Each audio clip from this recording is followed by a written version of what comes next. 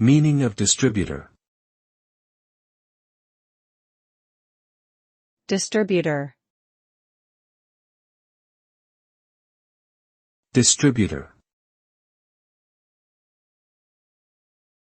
Distributor.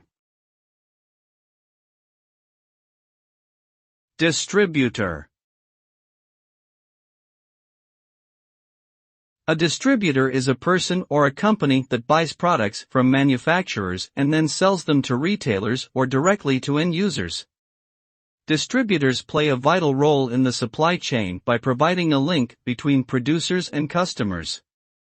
They help to make products available in various geographic locations, reach different customer segments, and provide after-sales support. The profitability of a distributor depends on their ability to manage costs, optimize distribution channels, and build strong relationships with customers. In summary, distributors act as intermediaries that facilitate the movement of goods from manufacturers to end users.